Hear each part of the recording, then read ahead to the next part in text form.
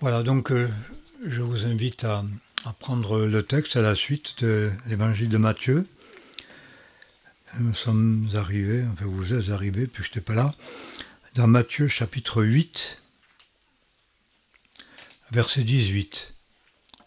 Matthieu 8, verset 18.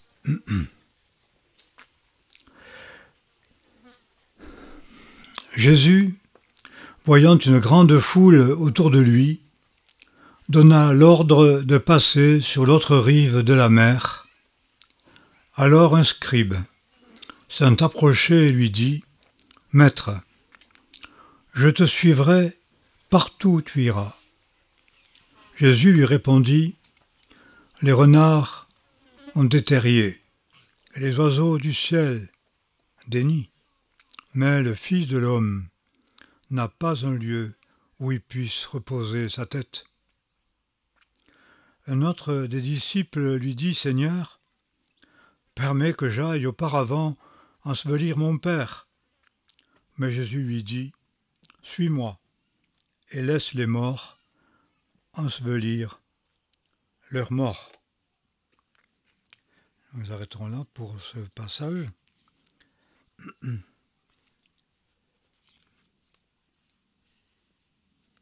Et nous voulons lire encore dans l'évangile de Matthieu, chapitre 20.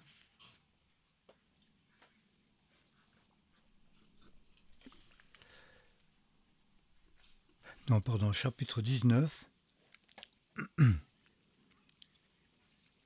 au verset 23. C'est la fin du texte mentionnant l'histoire de l'homme, du jeune homme riche, à qui Jésus dit : « Si tu veux être parfait, vends tous tes biens, donne-les aux pauvres et suis-moi. » Verset 23. Alors Jésus dit à ses disciples : « En vérité, je vous le déclare, un riche entrera difficilement dans le royaume des cieux. Je vous le répète, il est plus aisé qu'un chameau passe par le trou d'une aiguille qu'il ne l'est à un riche d'entrer dans le royaume de Dieu. » En attendant ces paroles, ses disciples furent extrêmement étonnés. Ils disaient : « Qui donc peut être sauvé ?» Jésus, les regardant, leur dit : « Cela est impossible aux hommes, mais tout est possible à Dieu. » Alors Pierre, prenant la parole, lui dit : « Et nous avons tout quitté et nous t'avons suivi. Qu'avons-nous donc à attendre ?» Jésus leur répondit : « En vérité, je vous le déclare, renouvellement de toutes choses. Lorsque le Fils de l'homme sera assis sur le trône de sa gloire, vous qui m'avez suivi, vous serez de même assis sur 12 trônes, jugeant les 12 tribus d'Israël. Et quiconque aura quitté frère ou sœur, ou père ou mère, ou sacrifice, ou enfant, ou champ, ou maison, à cause de mon nom, recevra beaucoup plus, et il héritera la vie éternelle. Mais plusieurs des premiers seront les derniers, et plusieurs des derniers seront les premiers. » Et je voudrais ajouter juste un texte de Philippiens, l'apôtre Paul parle de lui-même.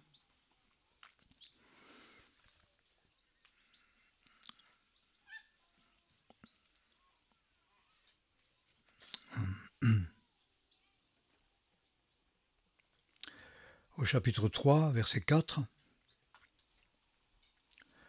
Philippiens 3, 4. « Ce n'est pas que j'eusse sujet, moi aussi, de me glorifier en la chair. Si d'autres croient pouvoir se confier en la chair, je le puis bien davantage, moi, circoncis le 8e jour, de la race d'Israël, de la tribu de Benjamin, hébreu, fils d'hébreu, quant à la loi, pharisien, quant aux zèles, persécuteur de l'Église, quant à la justice de la loi, exempt de tout reproche. Mais ce qui était pour moi un gain, je l'ai considéré comme une perte à cause de Christ. Certainement, je considère toutes ces choses comme une perte, en regard de ce bien suprême, la connaissance de Jésus-Christ mon Seigneur, pour qui je me suis privé de tous ces avantages. Oui, je les considère comme des balayures, afin de gagner Christ et d'être trouvé en lui, ayant non ma justice, celle qui vient de la loi, mais celle qui s'obtient par la foi en Christ, la justice qui vient de Dieu et qui est fondée sur la foi. Ainsi, je le connaîtrai lui, et la puissance de sa résurrection, et la communion de ses souffrances, me rendant conforme à lui en sa mort, dans l'espoir de parvenir aussi à la résurrection d'entre les morts. Jusqu'ici. Je suis bien d'accord que ces textes sont difficiles à vraiment comprendre et surtout mettre en pratique et de quelle manière nous sommes appelés à nous les approprier. Et nous pouvons les interpréter en relation à nos expériences, à nos émotions, nos idées, nos principes. Et puis dire aussi, surtout, ce que Jésus n'a pas voulu dire, car les propos que Jésus tient vis-à-vis de ces hommes qui viennent à sa rencontre et lui parlent sont guère des mots d'accueil et des mots chaleureux. Ils sont plutôt des mots sévères et comme une sorte de non-réponse, de non-lieu à leurs questions, à leurs interrogations. Alors certains y ont vu de l'humour, de l'ironie en Dieu. Moi, je ne vois jamais ni humour, ni ironie en Dieu. Je vois l'amour de Dieu, je vois sa vérité, sa bonté, sa sévérité et son autorité. Et je pense que souvent, en voulant humaniser Dieu à cette manière, le faire notre image, eh bien, nous tordons les textes et nous ne leur laissons pas leur autorité, on pourrait dire impacter nos consciences, pénétrer ces consciences et nous enseigner le chemin qui est la voie de Christ. Et nous pouvons très facilement, sans nous en rendre compte, passer à côté, nous en éloigner. Et de ceux qui devraient être les premiers, parce qu'instruits dans la parole, parfois depuis le jeune âge, ayant été élevés, comme je dis souvent, dans des berceaux chrétiens et religieux, devenir les derniers, faute d'avoir mal reçu la parole de l'Évangile et ne pas l'avoir appliquée comme il se convient à sa propre personne. Donc, il est nous sommes un temps malgré tout où tout ce qui est, comme on pourrait dire, négatif et nous toucher, voire nous humilier ou nous remettre en question l'authenticité de notre vie chrétienne, voire de notre ministère, de notre service, eh bien, est comme balayé d'un revers de main dans de l'ironie, de l'humour, des exagérations où ça ne veut pas dire que. Et souvent, j'ai pensé, bien sûr, on peut dire ça ne veut pas dire que, mais je ne pense pas que ce soit écrit pour nous instruire sur ce que ça ne veut pas dire, mais que quand Jésus parle, ce n'est pas pour rien dire, et qu'il a quelque chose à dire. Et qu'il ne s'agit pas de dire ça ne veut pas dire, qu'est-ce que ça veut dire ? Parce que c'est écrit pour nous enseigner dans la vérité, et pas pour nous apprendre à le détourner. Je me souviens avoir dit une fois dans une pastorale, c'était le texte « Efforcez-vous d'entrer par la porte étroite » et en lisant ce texte, j'ai dit « Voyons comment on va pouvoir se débrouiller pour faire dire au texte l'inverse de ce qu'il nous enseigne. » C'était une dame qui prêchait, en effet, c'était exactement ce à quoi elle s'appliquait, de dire que la porte étroite c'était la voie large et que la voie large était la porte étroite. Alors, l'inverse du texte. Et ça, c'est extrêmement religieux. Et il me semble que, justement, ce texte de Matthieu, eh bien, va un petit peu dans ce sens. Jésus ne cherche pas à attirer les foules, il ne cherche pas à plaire aux hommes, il veut plaire à son Père, et il cherche à annoncer un évangile d'amour, mais vrai. En général, ce qui fausse, on peut dire, notre ministère et notre relation, voire notre témoignage, est souvent le désir de plaire et la peur de déplaire. Tellement nous aimons attirer, je dirais, à nous-mêmes, à notre milieu, voire à notre mission, etc., à nos idées, le plus grand nombre de personnes possible. Nous sommes, c'est vrai, très nombreux. J'ai presque eu peur ce soir en voyant tout ce monde et toutes ces voitures. Je dis, mais nous sommes trop nombreux. Mais si nous nous sentons conviés pour écouter la parole, alors y voilà. Il y a des manières séductrices de vouloir haranguer les foules et attirer les hommes. On peut aussi vouloir attirer des hommes dans ses œuvres, sa mission. La moisson est grande, il y a peu d'ouvriers. Quiconque peut venir est le bienvenu, sans au fond, en essayant de cacher quelque peu les réalités du ministère, d'une vie de service à la gloire de Dieu, et au fond, en essayant d'élargir le chemin le plus possible et de séduire de manière à être nombreux à suivre.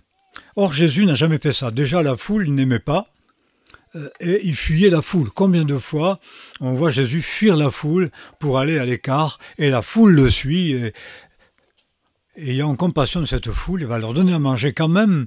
Mais donc, Jésus n'est pas un séducteur, c'est pas du tout un homme qui cherche à attirer la foule, à la haranguer, à lui plaire, à amadouer, à faciliter le chemin pour qu'on le suive. Il va leur dire la vérité. Et cette vérité ici est une vérité dure. Nous voyons que ceux qui vont près de lui, en général, c'est ceux qui s'imaginent être un petit peu les premiers. Vous savez, il y a toutes sortes de... Ça arrive très très souvent que lorsqu'il y a un orateur, lorsqu'il y a un homme qui a un peu de renom, il y a des gens qui aiment vite venir lui dire un petit mot et recevoir quelques grains de, je dirais, de sa bonté, de son respect, de son intérêt, hein, et vont essayer de dire des choses flatteuses. Hein. Je vous remercie pour votre excellente prédication. Voilà. Alors bien sûr, on va répondre « Merci Seigneur », comme le faisait mon pasteur à l'époque. Chaque fois, on le remerciait pour son message. Il disait « Merci Seigneur ». Mais enfin, on sentait bien que malgré tout, on préfère entendre ça qu'entendre dire « Vous m'avez barbé ». Évidemment. Comme j'ai entendu une fois une dame dire à son mari « Ben mon pauvre, j'ai rien compris ce que tu racontais ». J'ai dit « Oh là là, si un jour ma femme me dit ça, je vais être complètement terrifié. Ça va être la catastrophe. » Je ne m'en remettrai pas. Alors voilà, c'était comme ça, il y a des gens qui en font parler, c'est particulier. Donc on préfère quand même qu'on nous dise quelque chose de positif, et on va se débrouiller quand même pour dire quelque chose qui nous redore le blason et qui nous satisfasse. Et Jésus ne cherchait pas ça. Et l'apôtre Paul non plus, il a dit, si je plaisais encore aux hommes, je ne serais pas serviteur du Seigneur. Manifester l'amour aux hommes. La compassion, la grâce, la miséricorde, le service, le don de soi, oui, mais pas chercher à plaire, ce qui est différent. Chercher à plaire, c'est pour soi. Et souvent, nous mélangeons ce désir au fond, de plaire et nous nous laissons donc flatter par ceux qui aiment approcher les grands et vivre dans leur ombre et recevoir cette admiration. Et puis on va glaner, on va envoyer quelques petites vérités gentilles, etc., de manière à redorer son blason et à vernir son image. Et là, c'est un petit peu ce qui se passe. Qui va lui parler? Un disciple, le deuxième, et le premier, un docteur de la loi, bien sûr. Quelqu'un donc, je dirais, du bon côté, quelqu'un qui est arrivé, qui a appliqué sa vie à obéir, on peut dire, au commandement de Dieu. C'était ça, les pharisiens, les sadducéens, ils avaient des doctrines un peu différentes, mais ils appliquaient tous leur vie à obéir à la loi, en tout cas à l'éditer, la méditer, etc., et au fond se l'approprier d'une certaine manière en contournant aussi parfois les obstacles qui les dérangeaient. Et là, il arrive, Jésus veut s'en aller, lui il vient. Et il est touché. Il est touché par le message de Jésus, il est touché par ses miracles, il reconnaît en lui un rabbi, quelqu'un qui l'enseigne. On sait que dès l'âge de 12 ans, quand Jésus est entré dans le temple, les pharisiens, les docteurs de la loi étaient frappés par sa doctrine et par sa sagesse. Donc la sagesse de Jésus, sa puissance aussi, par ses miracles, la renommée était là et les foules le suivaient.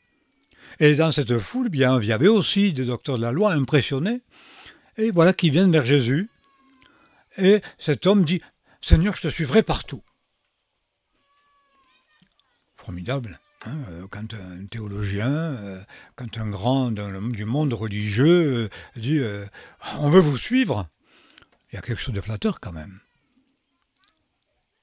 Et on va essayer d'en mettre un petit peu plus pour,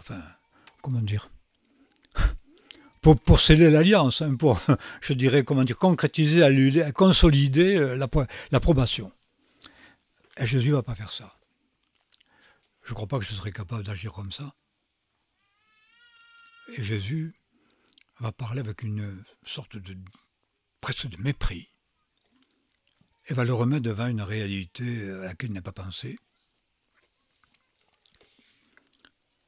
Regardez ce qu'il dit. Les renards ont des terriers, les oiseaux du ciel des nids, mais le Fils de l'homme n'a pas un lieu où il puisse reposer sa tête. Il peut arriver, il m'est arrivé une fois un ami qui était intelligent, avait quand même déjà des diplômes et des capacités d'aller beaucoup plus loin dans les études. Il voulait venir à la mission.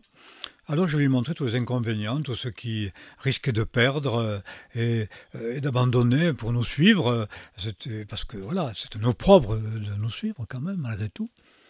Et donc, je lui dis, puis un jour, et puis à un moment, je vois ses yeux remplis de larmes. Il me dit, mais Daniel, tu me veux pas? C'est un peu comme si Jésus ne voulait pas d'être suivi par un tel homme. Pour le repousser vertement, le mettre en devant, on peut dire quelque chose de presque insupportable. Bah, tu vas être un clochard, hein, tu vas être un errant, tu ne vas pas savoir où coucher tous les jours, tu vas perdre énormément de choses, t'es bien, enfin, etc. Voilà qui je suis, tu veux suivre celui-là? Bien voilà ma réalité. Voilà. Il le place devant quelque chose de pratiquement d'impossible. Par quel homme va choisir de suivre quelqu'un qui n'a même pas un lieu où reposer sa tête? Pas de repos. Il le met devant une sorte de renoncement à laquelle malheureusement je crois nous ne consentons plus, mais même les renoncements moindres. À partir du moment où l'œuvre de Dieu empiète sur nos vies de famille, empiète sur nos avantages, nos intérêts, même nos fêtes, nos joies, nos plaisirs ou nos vacances, c'est quelque chose d'exclu, c'est même pas proposé. On ne peut même pas laisser les copains pour aller s'intéresser à quelqu'un de nouveau qui a besoin d'être aidé, d'être entouré, d'être accueilli, etc. C'est tellement pris par la joie d'être ensemble, de nous satisfaire les uns les autres et de nous réjouir, on peut laisser. Ah, là, c'est mes vacances, là, c'est mes congés, ou là, c'est ma vie de famille, là, etc.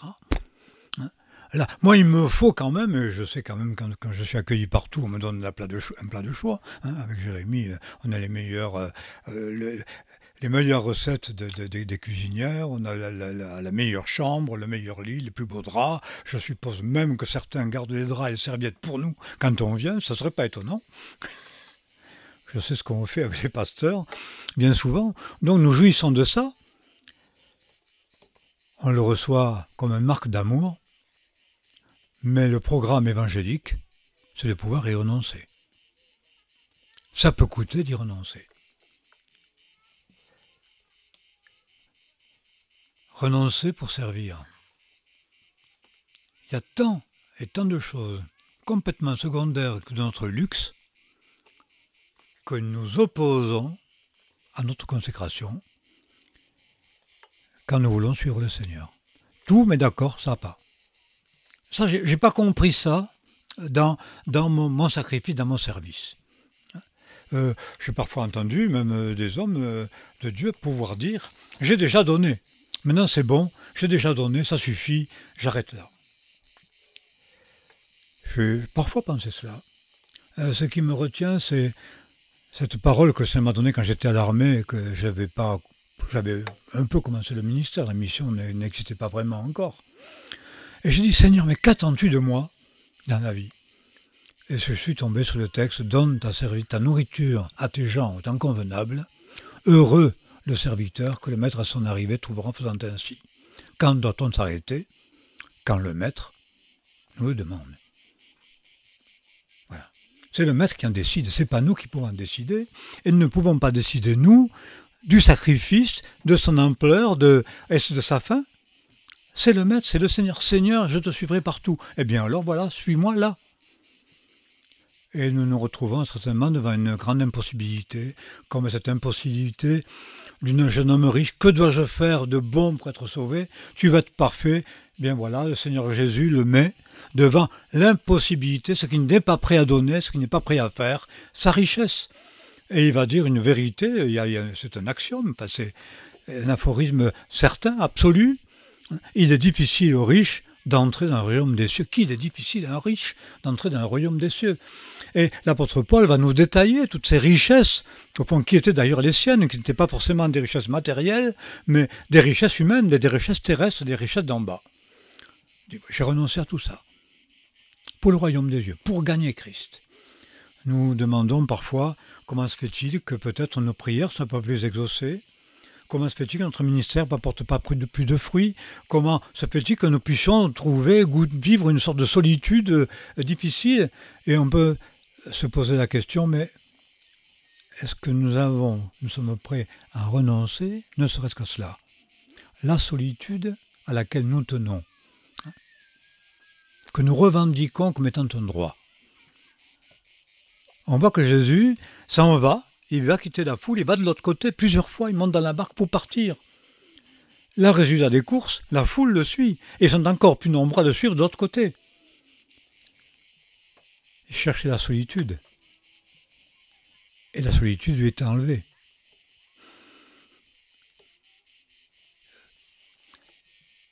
Nous sommes placés devant une réalité qui nous échappe complètement, et je dirais même, elle est destinée à cela, qui nous désespère. C'est-à-dire qui nous désespère dans nos bonnes intentions, dans nos belles déclarations. C'est pour ça qu'il y a un chant qu'on chante, et je l'aime en plus ce chant. Mais je dis toujours, je cours laissant le reste.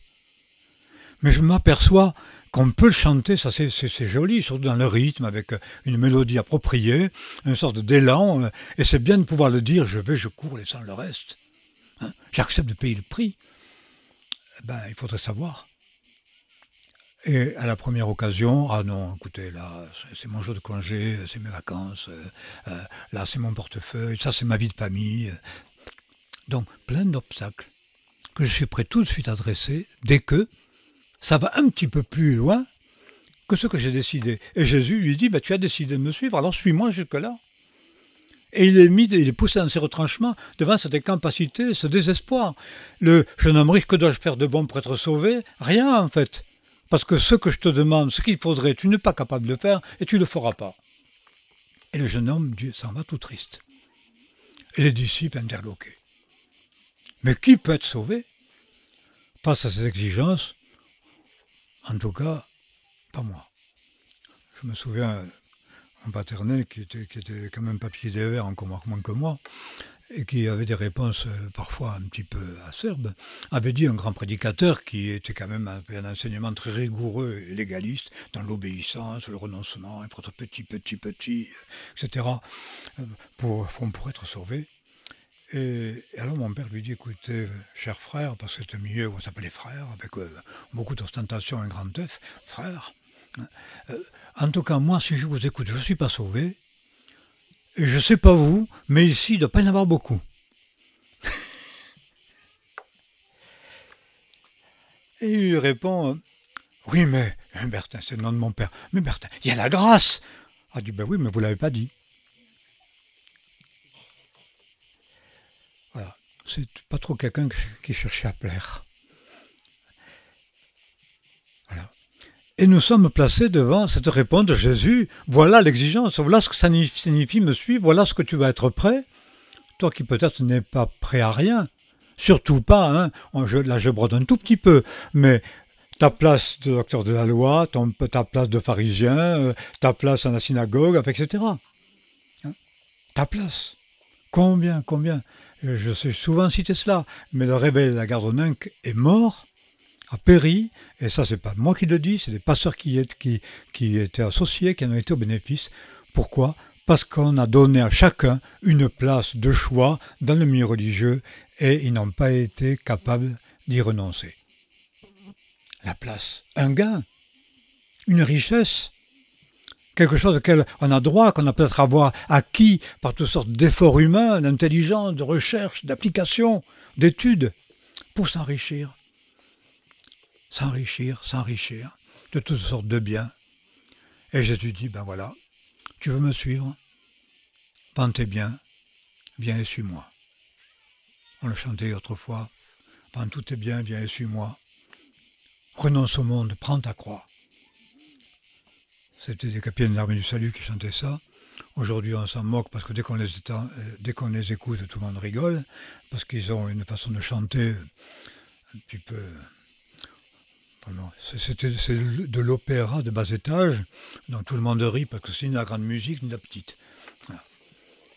Sauf qu'en attendant, il y avait un enseignement et il y avait un langage qu'on ne prononce plus, qu'on n'entend plus, qu'on n'accepte plus. Oui, mais à condition que. Voilà. On veut bien te suivre, ma condition que. Et Jésus n'accepte pas cela. Il n'y a pas de condition. Et le deuxième, c'est le disciple.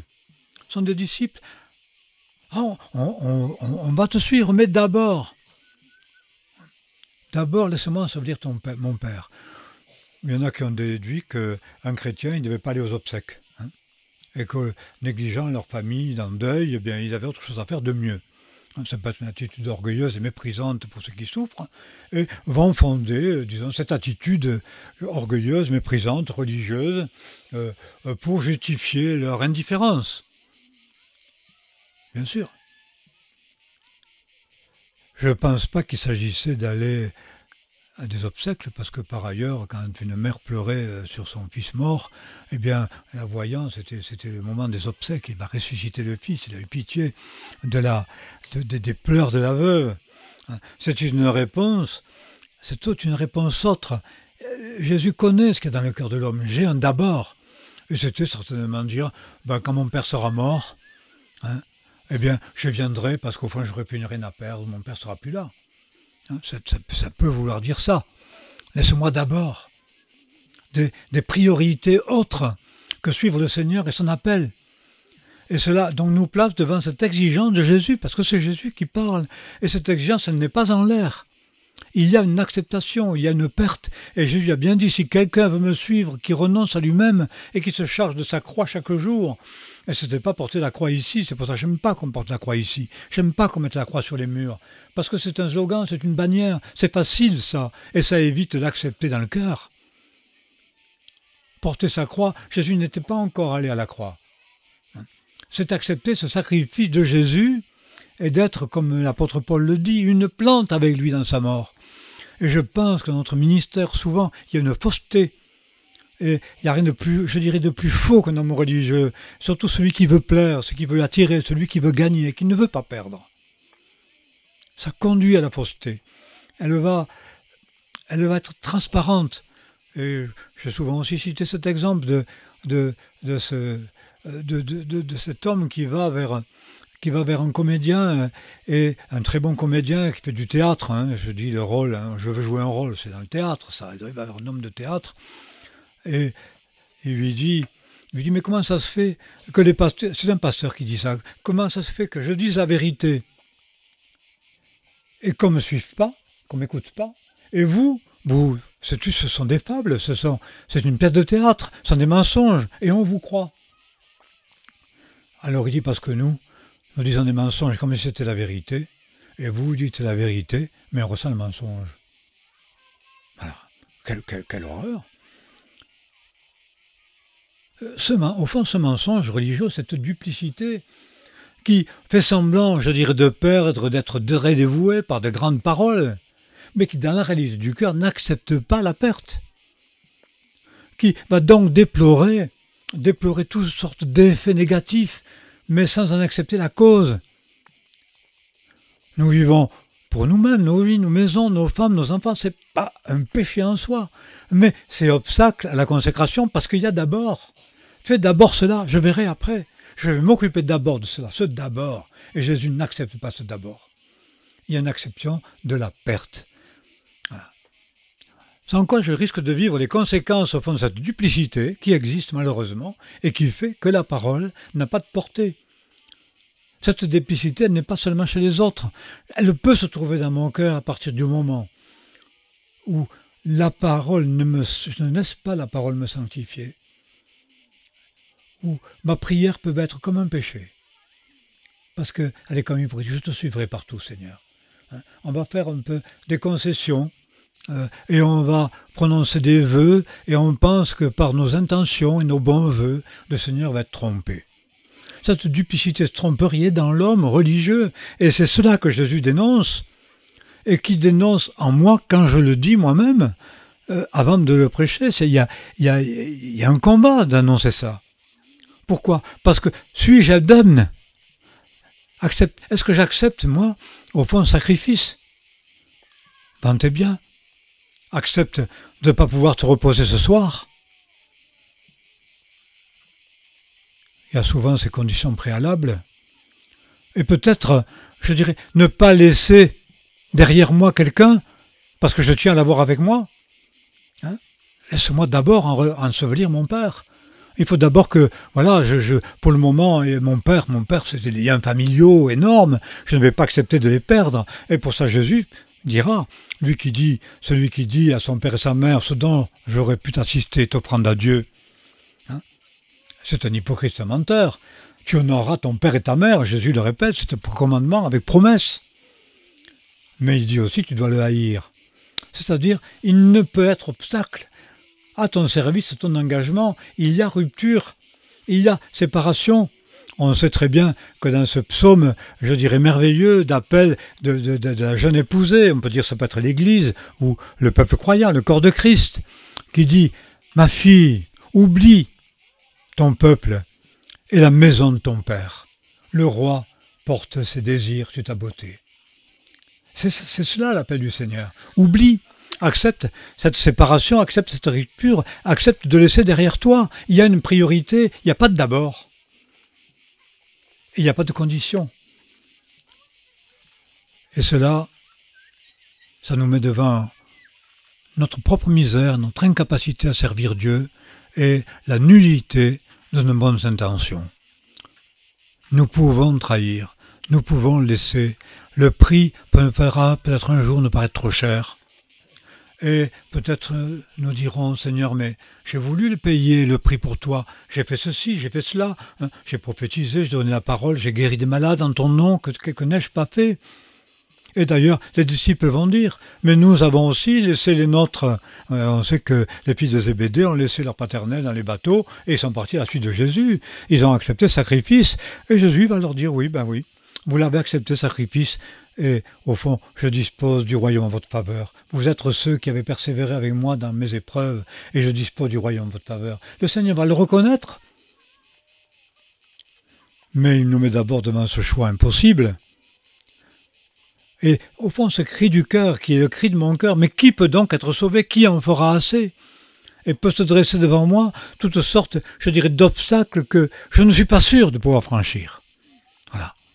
Je ne suis pas sûr, jamais, de ne jamais renier son nom, de ne jamais le trahir, de ne jamais, au fond, faire marche arrière. Je ne peux pas dire ça. Je suis capable que de ça. Et ce cri de disciple a toujours été mon cri. Mais Seigneur, qui peut te sauver? Et cette réponse très surprenante. Qui peut te sauver? Pas le jeune homme riche qui vend tous ses biens. Aux hommes, c'est impossible, et à Dieu, tout est possible. Et nous ne pourrons jamais être dans l'assurance devant le Seigneur, ni le servir de manière libre, si ce constat, nous n'acceptons pas de le faire. Tous mes efforts pour être sauvé sont vains, parce que je n'arriverai jamais jusqu'au bout du sacrifice pour pouvoir l'être. Et même, la parole dit quelque chose, quand bien même je donnerai mon corps pour être brûlé, et tous mes biens pour la nourriture des pauvres, si je n'ai pas l'amour, je ne suis rien. Quel amour? L'amour humain? L'amour humain cherche à être servi, satisfait. L'amour divin est un don. Qui peut aimer comme ça? Cette charité n'est pas dans mon cœur. Je suis incapable de cet amour-là, qui est plus que donner tous ses biens, qui est plus que renoncer à tout. Ça ne signifie pas que ces renoncements ne doivent pas être acceptés. Ils sont acceptés au départ, mais ils ne seront jamais satisfaisants. Ils ne seront jamais suffisants. Le Seigneur veut nous amener devant, au fond, cet échec humain dans tous ses efforts, toute sa piété, toutes ses bonnes intentions. Savoir une chose, c'est impossible à l'homme. Tu ne peux pas être sauvé et tu ne seras pas sauvé par cela, ni par tes sacrifices, ni par tes prières, ni par tes aumônes, ni par tes humiliations. Voilà. Ni même le sacrifice de ton corps. Voilà. Tu ne peux pas. Aux hommes, c'est impossible. Mais à Dieu, c'est possible. Je suis sauvé par la foi au sacrifice du Seigneur Jésus-Christ. Et l'affranchissement de mes biens et de mes intérêts, c'est en Jésus-Christ. C'est lui qui, par son esprit, peut l'opérer en moi. Alors je peux dire oui, Seigneur. Oui, Seigneur, je crois. Mais pitié de mon incrédulité. Quand il s'agit de croire, qu'est-ce qui se dresse? Mon incrédulité. Quand il s'agit d'être devant le sacrifice, qu'est-ce qui se dresse? Mon incapacité au sacrifice. C'est cette perdition naturelle de l'homme. Mais ce que je ne peux pas faire, c'est lui qui le fera. Il l'a dit. Pas pour celui qui, au fond, fait semblant, se dort la pilule, se réjouit, se flatte des bonnes intentions, se glorifie de ses œuvres. Ou chez nous, par exemple, le meilleur et le plus pieux, c'est celui qui a l'humiliation extérieure, en tout cas la plus profonde. Il sait le mieux confesser ses péchés, il a été dans plus de détails, et il s'est humilié plus que personne. Alors celui-là est plus près du royaume que les autres. Je dirais mon œil. Si quelque chose me sert d'appui pour être sauvé, ça ne me sauve pas. Ce qui me sauve, maintenant, c'est même pas le sacrifice de mes biens et de ma vie. C'est la réponse à l'appel du Seigneur dans la foi. Aux hommes, c'est impossible.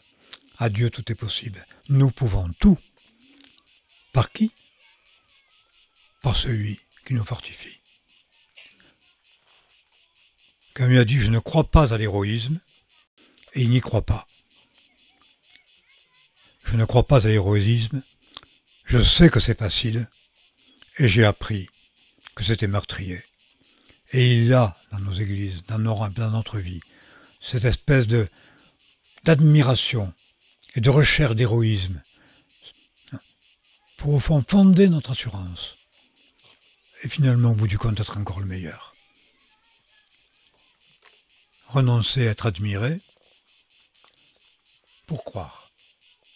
Renoncer à soi-même pour Christ. Aux hommes, c'est impossible. À Dieu, tout est possible. Nous ne savons pas ce que demain sera demain, quel sera notre avenir, de quoi nous serons privés, de quoi nous serons bénis. Nous avons été bien plus bénis que ce qu'on peut l'imaginer, on jouit de bénédictions. Nous sentir si nombreux, si entourés, si peu seuls, est tellement étrange après avoir connu tant de solitude. Et c'est une bénédiction de Dieu. Mais ne disons pas, je suis riche, je me suis enrichi, je n'ai besoin de rien. Je sais, Dieu dit, sache que tu es misérable, pauvre, aveugle et nu. Donc pas de bonnes intentions, pas de grandes promesses, pas de grands projets qui reposent sur nos efforts et une bonne disposition, mais un acte de foi dans l'abandon. Par Jésus, je peux tout, mais c'est lui que je veux suivre. Donc conscient de son incapacité, conscient de cette misère, mais ce oui que je prononce à Dieu en Jésus-Christ, parce que c'est en lui que le oui me permettra d'avancer dans ce qui me semble impossible. Et c'est ainsi que nous sommes nés à obéir au Seigneur et à nous livrer à lui, à nous livrer les uns aux autres, mais que nul ne nous entende dire encore « je ne puis rien », comme le chantait autrefois, parce que Jésus nous commande d'aimer le bien, que personne nous entende dire « non, ça je le conserve parce que pour moi », et ça va trop loin de me le demander. Il y a cet esprit du renoncement, et cet renoncement se transforme en plénitude par la victoire qui est en Jésus-Christ. Nous prions. Seigneur, nous sommes des hommes remplis de désirs, de convoitises, d'exigences, recherchant tant de satisfaction, incapables d'aimer comme il faut aimer, ne sachant même pas qui aimer ni comment, ni qui servir et que faire. Trouvant en nous-mêmes sans cesse toutes sortes d'explications, d'excuses, de refus, de rejet, de jugement, pour éviter le sacrifice. Tu nous as aimés, Seigneur, tu t'es sacrifié pour nous, et c'est toi qui, par ton esprit, nous rends droits, hypocrites que nous sommes et méchants, et manifeste en nous ta vérité, et nous attire à toi dans ton amour, cet amour manifesté pour ceux qui ne méritent pas, qui se désistent lâchement, qui refusent de te suivre dans le sacrifice. Nous qui sommes des hommes qui ne vivons naturellement que pour nos intérêts premièrement, nous ne pouvons que te demander pardon et nous le faisons en implorant, Seigneur, secours et grâce. Répands ta grâce. Peut-être par nos œuvres, nous estimons avoir droit à être les premiers, parce que nous aurions fait. Mais beaucoup des premiers seront les derniers, des derniers seront les premiers. Tu nous as appris que les travailleurs de la dernière heure avaient le même salaire que ceux de la première, parce que tu es un Dieu bon. Notre espoir, Seigneur, est seulement en toi et dans ta bonté et dans ta grâce. Nous recevons cette grâce et c'est dans cet acte de foi que ne refusant rien et n'ayant plus de préalable, nous nous abandonnons à toi. Te prions, Seigneur, comme dans l'Ancien Testament, de consommer l'offrande que nous t'offrons, l'hommage de nos lèvres, le don de nos corps et la consécration de nos œuvres. C'est toi qui sanctifies tout pour ta gloire. Que ton nom soit béni. Amen.